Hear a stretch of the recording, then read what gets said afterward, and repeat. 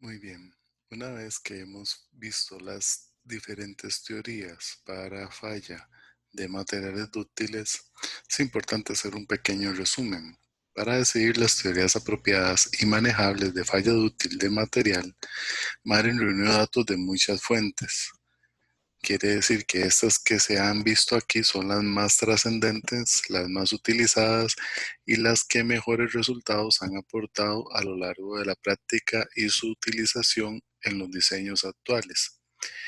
El esfuerzo cortante máximo y energía de distorsión son aceptables para el diseño y análisis de materiales que pueden fallar de manera dúctil. Recordemos, ¿verdad?, la gráfica que nos permite a nosotros determinar para esas dos teorías, donde tenemos que las resistencias de los materiales, tanto tensión como compresión, son idénticas y que efectivamente la mayoría de resultados experimentales tenemos que los datos se acomodan o sobre la línea de diseño, algunos dentro del área de diseño, pero la mayoría fuera de esa área de diseño. El ingeniero o ingeniera debe decidir la a aplicar. La SM es más fácil de usar y la más conservadora, por eso es la que más se recomienda. La teoría de energía de distorsión se recomienda para determinar por qué falló una pieza. Y la teoría de Coulomb-Moore para materiales dúctiles es como tienen resistencias diferentes, tanto a la tensión como a la compresión, entonces básicamente la que he llamado a utilizar en el caso de que se necesite en un material dúctil con esta diferencia, determinar una área de diseño adecuada. Ahora bien, no solo tenemos materiales dúctiles, también tenemos materiales frágiles. Y vamos a ver teorías de falla para materiales frágiles. Materiales frágiles tenemos los hierros, que son los materiales que no presentan rango de fluencia. Y vamos a echar mano también a teorías que se han comprobado con datos experimentales que se acomodan a las recomendaciones de diseño. Los datos experimentales muestran algunas diferencias en los mecanismos de falla de los materiales frágiles. Vemos aquí donde tenemos líneas de la teoría de Moore-Coulomb para materiales frágiles. Tenemos la línea continua que es la teoría de Moore modificada para materiales frágiles. Y tenemos una última que es la teoría del esfuerzo normal máximo que para materiales frágiles, que también, como se mencionó para materiales dúctiles, es un cuadrado completamente, en este caso un rectángulo, si lo vemos desde el punto de vista de los cuadrantes, que nos permiten establecer un área de diseño apropiada. El criterio falla generalmente la última fractura en lugar de la fluencia. Aquí hay una diferencia importante porque para los materiales dúctiles siempre utilizamos la resistencia a la fluencia para utilizar los parámetros de referencia que vamos a usar en la determinación de los factores de diseño correspondientes. Solo que ahora, en los materiales frágiles, vamos a utilizar la resistencia última a la tensión o a la compresión, según sea el caso. Los esfuerzos compresivos usualmente son mayores que los esfuerzos de tensión en lo que a resistencia se refiere de materiales frágiles. Entonces tenemos lo que es la teoría del esfuerzo normal máximo para frágiles. Esa teoría indica que la falla ocurre cuando uno de los tres esfuerzos principales es igual o excede a la resistencia. Entonces, para el caso 1, predice que la falla ocurre cuando el esfuerzo positivo mayor es mayor o igual a la resistencia última a la tensión, o en el caso de la compresión, que el esfuerzo negativo supere esa resistencia. Para un esfuerzo plano, donde tenemos, ¿verdad?, sigma A o sigma B, aplican casi que la misma ecuación que la 528. Si incorpora el factor de diseño, vamos a tener que sigma A es igual a el SUT entre factor de diseño o en el caso del esfuerzo negativo, que el esfuerzo de compresión último entre el factor de diseño va a ser igual a sigma B. Ahora bien, si nos devolvemos a la gráfica anterior, esta teoría, la de normal máximo, es la que está formándome este cuadrado aquí completo, en la cual vemos que en el cuarto cuadrante, y tal vez en el segundo tengamos la misma situación, vamos a tener que los datos experimentales, al igual que pasó con los materiales dúctiles, van a quedar dentro de nuestra línea de diseño.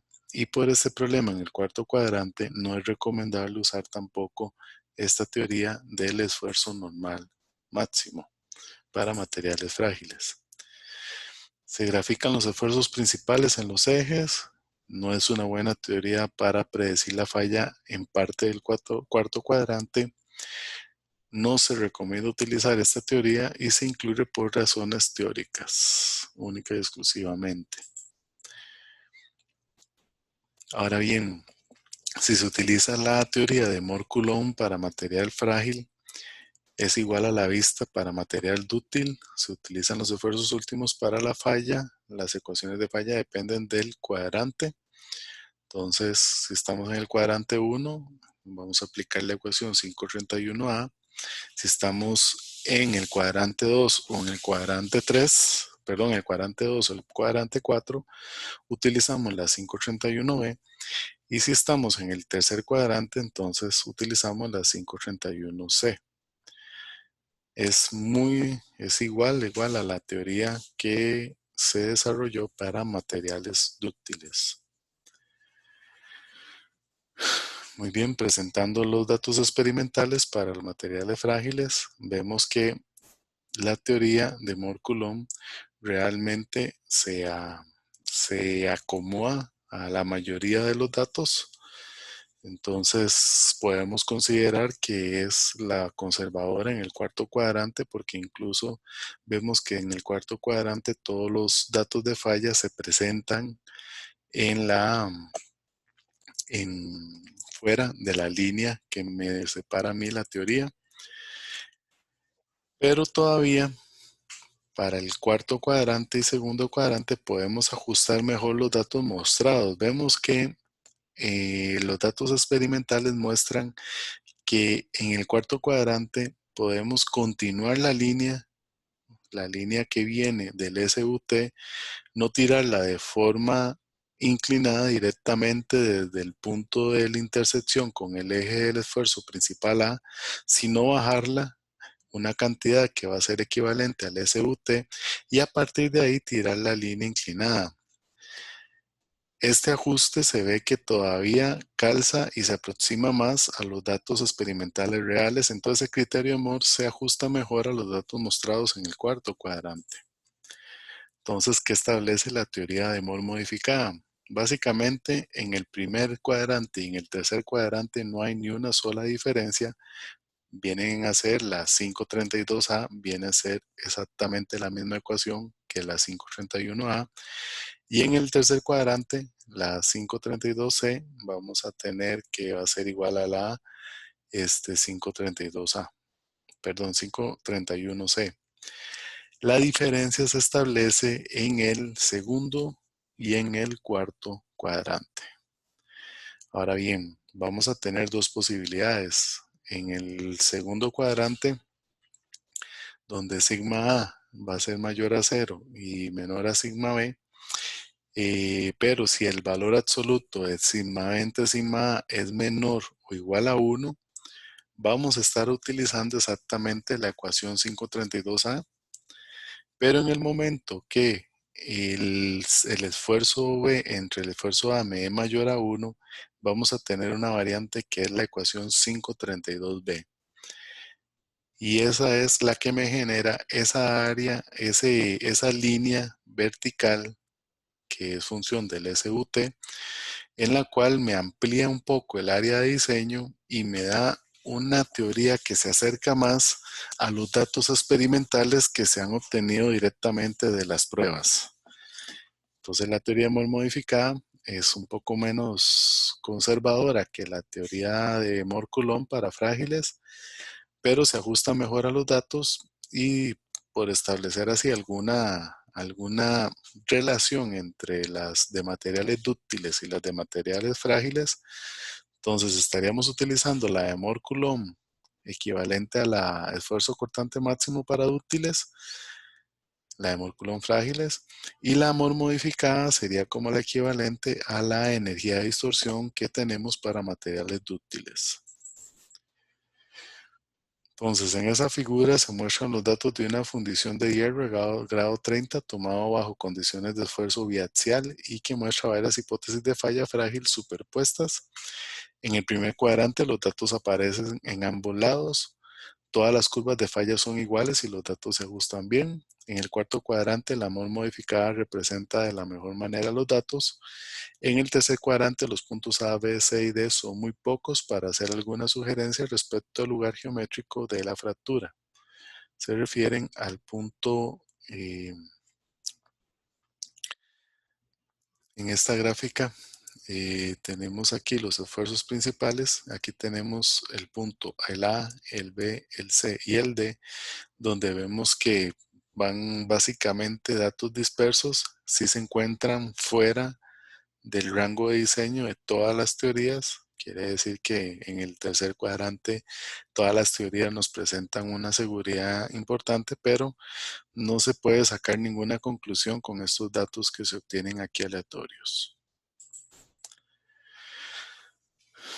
Muy bien, para ir finalizando con lo que a criterios de falla se refiere, hay que establecer un procedimiento que nos permita a nosotros analizar cuál es el camino a seleccionar. Para seleccionar ese criterio de falla, es vital primero determinar el material, si es dúctil o es frágil. Ya que si es dúctil, entonces tomamos un camino que es seleccionar entre la energía del esfuerzo cortante máximo y la energía de distorsión en el caso que los materiales tengan la resistencia a la tensión y a la compresión iguales.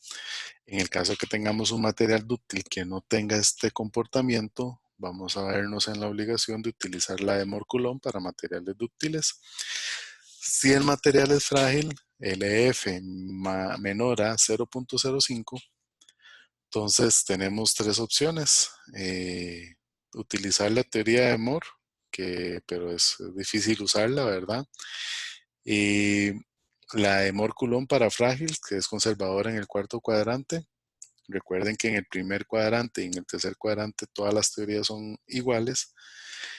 La de Mohr modificada sigue siendo ligeramente conservadora en el cuarto cuadrante, pero cercano a lo que se presenta típicamente en lo que a datos experimentales se refiere.